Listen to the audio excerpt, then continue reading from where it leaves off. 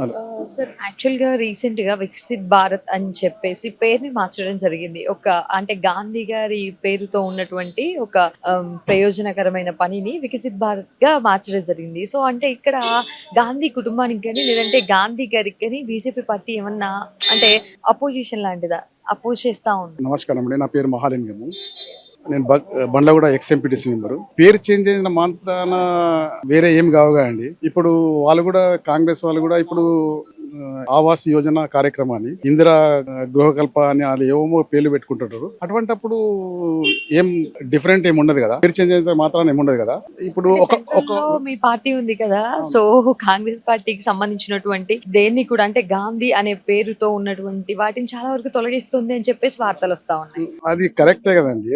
గాంధీ అని పెట్టి మోడీ గారి గాని పేరు గాని ఇంకా వాజ్పేయి గారి పేరు అద్వాని పేరు ఏం పెడతలేరు కదా. ఒక సామాన్య పేరు ఆ పని ఉన్న దాని అదే పేరు పెడతారు కదా. అంటే మీరు చొరవ తీసుకుంటున్నారా అలా తీసేయడానికి మీ పార్టీ గాని అంటే హైకమాండ్ నుంచి?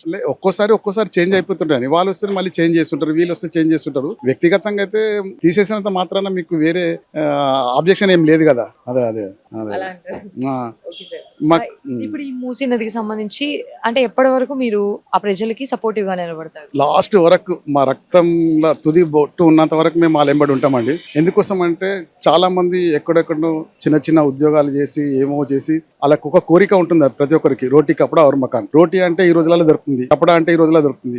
భూమి కొనాలంటే చాలా కష్టం కదండి. ఇప్పుడు వాళ్ళకి ఎన్ని కోట్లు ఇచ్చినా ఇంత దగ్గరలో మళ్ళీ వాళ్ళు కొనలేని పరిస్థితి ఉన్నారు. వాళ్ళు చాలా బాధపడతారు. మేము సుమారు 3 సంవత్సరాల నుంచి వాళ్ళు ఎంబడి ఉన్నామండి. ఇక్కడ గంధం కూడా కానివ్వండి, ఇప్పుడు ఇంతకు ముందు మా నాయకులందరూ ఇక్కడ టీప్కాన్పూల్ పక్కకు మధుకాన్ పార్క్ లో అక్కడ ఉన్నారు. వాళ్ళు చూసారు. అది మా బండ్లగూడకే వస్తుంది. అక్కడ అయినా కానీ మేము ఎంతో వాళ్ళ ఎంబడి ఉండి మేము ఉంటున్నామండి. వాళ్ళ కోసం ఏమైనా చేస్తాం. మేము ముందు నుంచి కూడా మేము వాళ్ళ కోసం సపోర్ట్ చేస్తూనే ఉన్నామండి. కాకపోతే ఏంటంటే ఇప్పుడు కొత్తగా వచ్చింది ఏంటంటే మహాత్మా గాంధీ విగ్రహం. మహాత్మా గాంధీ విగ్రహం పెడితే తప్పేం లేదండి. కాకపోతే ఏంటంటే ఈ హైదరాబాద్ లో ఇప్పటికే చాలా రష్ ఉన్నది. ఈ రష్ ఉన్న ప్రాంతంలో మీరు పెట్టే బదులు ఒక నాగర్ సాగర్ లో ఒక 200 ఎకరాలు తీసుకొని పెట్టండి. ఇక్కడ హిమాయత్ సాగర్ ఉంది, గండిపేట ఉంది. హైదరాబాద్ దగ్గర కాకుండా ఇంకా చాలా రిజర్వాయర్స్ ఉన్నాయండి. బయట ఎక్కడైనా పెట్టమని బయట ఎక్కడైనా ఇప్పుడు గుజరాత్ లో పెట్టినట్టు పెడితే బాగుంటుందండి. అక్కడ ఒక పిక్నిక్ స్పాట్ అవుతుంది. అక్కడ లోకల్ గా వాళ్ళకు కొంచెం ఆదాయం గానీ, హోటల్ గానీ చిన్న చిన్న ఏదైనా పెట్టుకుంటే వాళ్ళు బాగుంటది. కానీ మనం వచ్చేసి ఇక్కడనే హైదరాబాద్ లో పెట్టుకుంటే ఇవన్నీ చాలా ప్రాబ్లం అవుతాయి కదా అండి. అంతే అంతే అండి.